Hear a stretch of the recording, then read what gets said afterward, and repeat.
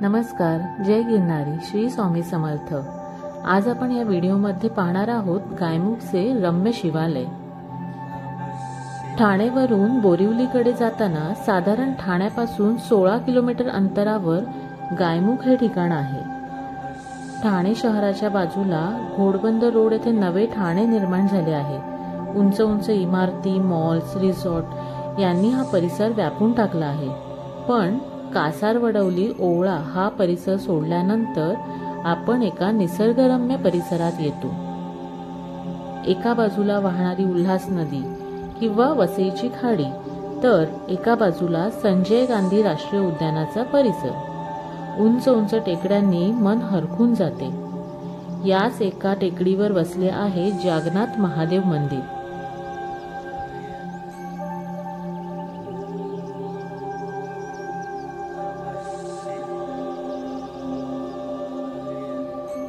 घोडबंदर रोडवर गायमुख या ठिकाणी नागला बंदराच्या विरुद्ध बाजूला एका टेकडीवर हे रमणीय शिवमंदिर वसलेले आहे। टेकडीवर असलेल्या या मंदिरात जाण्यासाठी पायऱ्या आहेत। 101 पायऱ्या चढल्यानंतर हा सुंदर मंदिर परिसर लागतो। हा परिसर खूपच रमणीय असल्याने पायऱ्या चढताना थकवा अजिबात जाणवत नाही। पांढऱ्या शुभ्र रंगाचे हे मंदिर अतिशय भव्य आहे। मंदिराच्या बाजूला भले मोठे पटांगण आहे। मंदिराची रचना ही भिंतीविना सभागृह आणि गाभारा अशी आहे।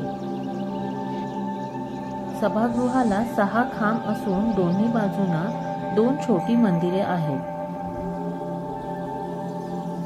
एका मंदिरात शंकर पार्वतीची मूर्ती आहे, तर दुसऱ्या मंदिरात गणेशाची मूर्ती आहे। मुख्य मंदिरातील गाभारा प्रशस्त आहे। यात शिवलिंग असून पिंडीवरील अभिषेक बाहेरील बाजूस गोमुखाद्वारे पडत आहे। मंदिराचे प्रांगण भव्य असून हा परिसर शांत व रमणीय आहे। त्यामुळे संध्याकाळी या मंदिरात भाविकांची गर्दी होते।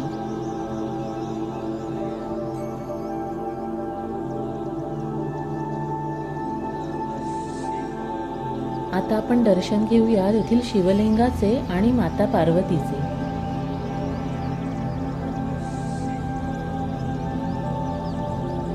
आज रविवार असल्यामुळे सकाळीच दर्शनाकरिता आम्ही आलो, पण एका शाळेची सहल आली होती, त्यामुळे मंदिरात मुलांची खूप गर्दी होती।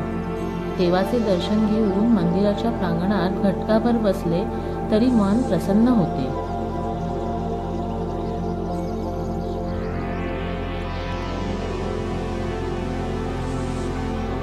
या मंदिराकडे जाण्यासाठी वाहनांकरता रस्ताही आहे।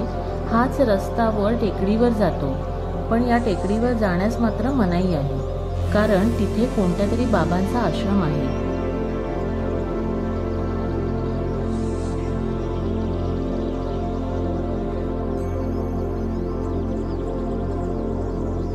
हे मंदिर पेशवे काळातील असल्याचे बोलले जाते। या मंदिराचा काही वर्षापूर्वी एका गुजराती व्यक्तीने जीर्णोद्धार केला आणि पायऱ्या, रस्ता आणि प्रांगण बांधले। त्याशिवाय हे जागन्नाथ मंदिर खाजगी मालकीचे असल्याचा बोर्डही लावला आहे।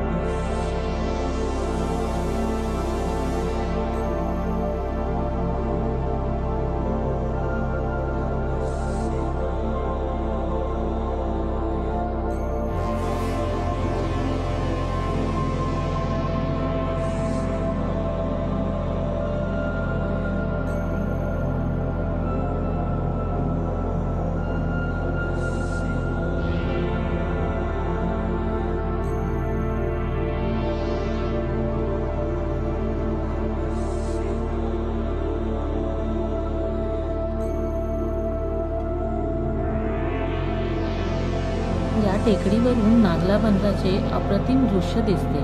डोंगराच्या मधून वाहणारी उल्हास नदी, त्यामधील लहान लहान बोटी, यामुळे नागला बंदर परिसर खूप सुंदर वाटतो।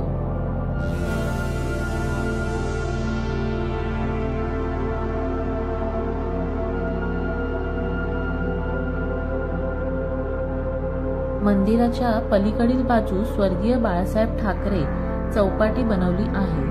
तेथे बोटिंगची व्यवस्था आहे व एक क्रूज बोटही आहे, ज्यातून तुम्ही संध्याकाळी उल्हास नदीत फिरून त्याचा आनंद घेऊ शकता.